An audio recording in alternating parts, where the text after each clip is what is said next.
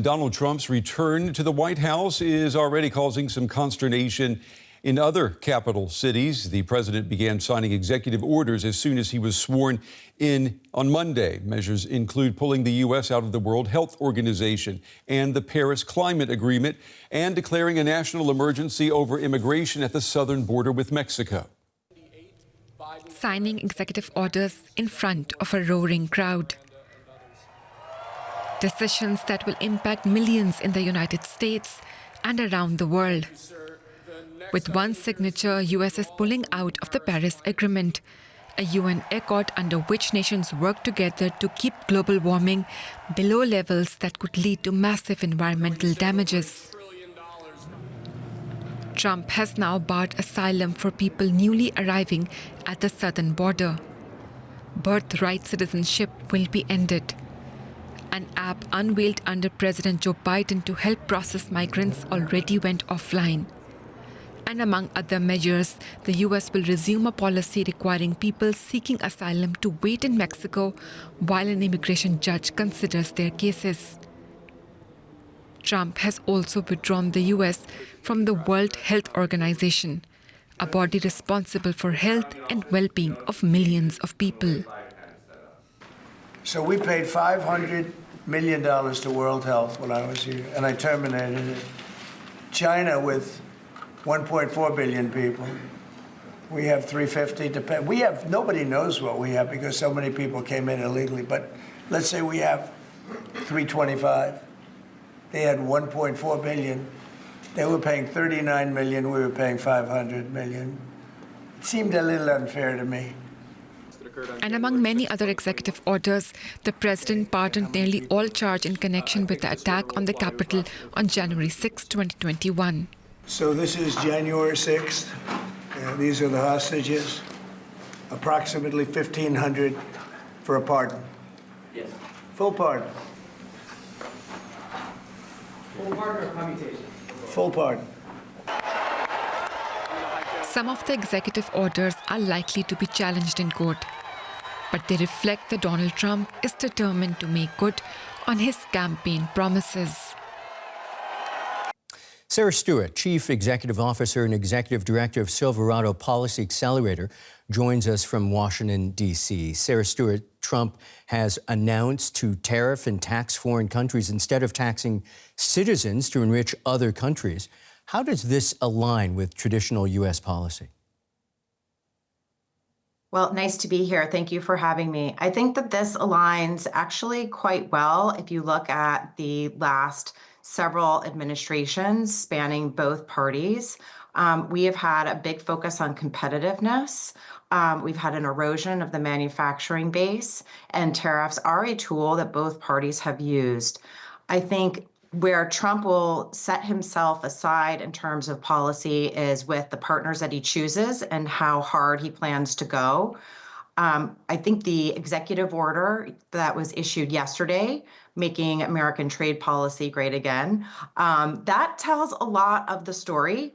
And one of the most important things is that it does not immediately impose tariffs on any trading partners. It calls instead for a lot of comprehensive reviews using various different tools. He's also mentioned that he will impose 25% on Canada and Mexico starting February 1st. So that is one big move, but it has not gone into play just yet. Can Trump's planned trade overhaul realistically benefit the U.S. economy? Certainly he thinks so. I think so, in some important ways. Getting back to the manufacturing piece, we have had an erosion of major industries like solar and steel and many others over the years. And you saw the Biden administration and the first Trump administration and the Obama administration before that making moves in this direction. So I think trade policy has been universally recognized as a way to benefit the U.S. economy, and in particular sectors that have had the most targets on their back and where a lot of that manufacturing jobs has moved elsewhere. It's easy to get lost in the weeds here, but this is relevant. How might these tariffs impact global supply chains? Well, I think that there's a few interesting indications. There is an executive order yesterday on trade in particular. There's also one on energy, and several others that touch on the issue of supply chains. I think what you'll see is you'll see some measures, such as tariffs, that will be used to try and drive new centers of production. When you look at things like critical minerals, which we use for national security uses, as well as many other end uses like electric vehicles and otherwise, those supply chains are concentrated in China right now. And I think that we're going to see a lot of moves to bring some of that back here and potentially to other key trading partners. Based on what your expertise tells you, I mean, what are potential repercussions of these planned tariffs for U.S. consumers? I think consumers may face higher prices. There may be some inflationary effects, and that's going to have to be balanced out with, the objectives that are being sought by these trade policies. One important thing that I hope to see is that the trade policies are moving in lockstep with some of the broader economic and fiscal policies that we're going to see coming out of the Treasury Department that may help to mitigate some of the impacts on consumers. Do Trump's tariffs signal a move towards protectionism? And if so, at what cost?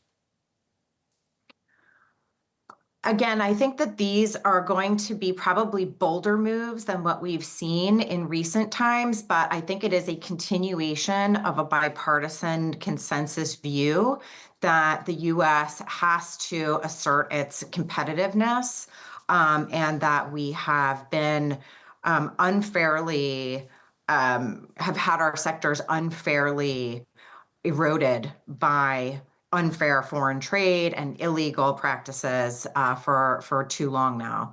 So I do think that we're going to see, whether you call it protectionism or just a correction of existing imbalances, is in the eye of the beholder. But I do think we will see much more moves to prop up U.S. industries against unfair trade.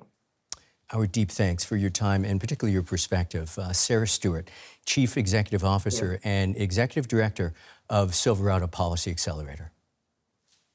Thank you very much. And let's get a perspective now from Southeast Asia to discuss Donald Trump's return to the White House. I'm joined by Thitinan Pongsudhirak, Professor and Senior Fellow at the Institute of Security and International Studies at Chulalongkorn University in Bangkok. So, is Southeast Asia prepared for Trump 2.0 presidency? Well, no one is really prepared. I mean, I think we don't know what it's going to be like, but certainly we're very anxious in Southeast Asia, in Thailand, in Vietnam especially. Vietnam has the highest trade surplus with the U.S. among the Southeast Asian countries. Thailand also has a 40 billion. Vietnam is around 20 billion. Vietnam is the third highest behind China and Mexico.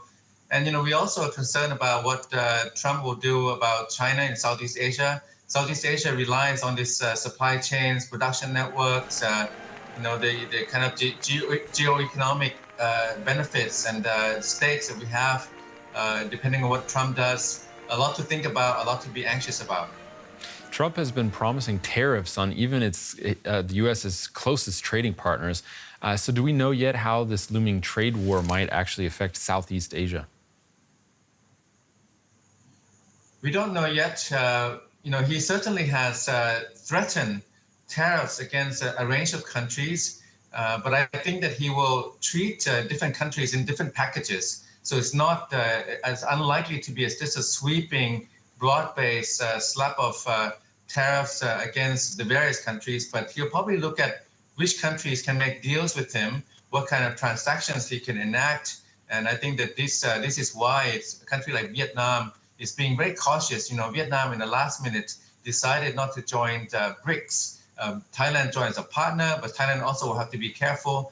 But if Trump goes too far, we have to remember, if he goes too far, a lot of these countries in Southeast Asia and beyond will try to organize among themselves. I think we see BRICS in the Global South as an example already. Trump is famous for his unpredictability. You mentioned that some countries even expect that they might be able to get a good deal from Donald Trump. Is there an example you could point to from the first presidency, or maybe an example now that countries in Southeast Asia are looking forward to as a benefit of Trump presidency? The Trump first term is now a template. You know, it's a kind of an example that we can see. We can kind of use it as a benchmark. Coming into the second term, I think what we saw in the first term will be intensified. I think the direction, the trend will be similar, but maybe more intense, maybe more wide-ranging.